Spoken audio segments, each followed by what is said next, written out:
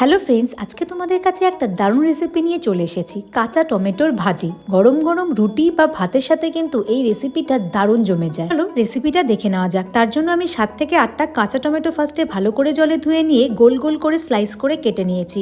4টে আলু নিয়ে নিয়েছি, আলুটাকে একদম আলু ভাজার মতো ঝিরিঝিরি করে কেটে নিলাম। এরপরে কাঁচা টমেটো আর আলুটাকে হলুদ গুঁড়ো আর কাশ্মীরি মির্চ দিয়ে ভালো করে মাখিয়ে রেখে দিলাম 5 থেকে 7 মিনিট মতো। এবার কড়াইতে তেল দিয়ে 2টো শুকনো লঙ্কা, 1 চামচ সাদা সর্ষে কালো সর্ষে দিয়ে ওর মধ্যে একটা গোটা পেঁয়াজ ঝিরিঝিরি করে কেটে কিছুক্ষণ ভালো করে ভেজে নিলাম। এরপর ওর মধ্যে 1 চামচ জিরে গুঁড়ো, ধনিয়া গুঁড়ো, কাশ্মীরি মির্চ আর হলুদ গুঁড়ো দিয়ে বেশ কিছুক্ষণ ভাজার পরে কাঁচা লঙ্কা অ্যাড করে দেওয়ার পরে আলু আর টমেটোটাকেও দিয়ে দিলাম। ওতে পরিমাণ মতো লবণ দিয়ে 2 থেকে 3 মিনিট কিছুক্ষণ ভাজা ভাজা করে নেওয়ার পর 5 থেকে 7 মিনিট সেটাকে ঢেকে কুক করে নিলাম। কাটা খুলে দিয়ে সামান্য পরিমাণে একটু জলের ছিটে দিয়ে সেটাকে একটু ভাজা ভাজা করে নিলাম। ব্যাস তৈরি হয়ে গেল কাঁচা টমেটোর এই ভাজি রেসিপিটি। গরম ভাত বা রুটির সাথে কিন্তু খেতে দুর্দান্ত লাগে। রেসিপিটা ভালো লাগলে অবশ্যই লাইক অ্যান্ড সাবস্ক্রাইব করো।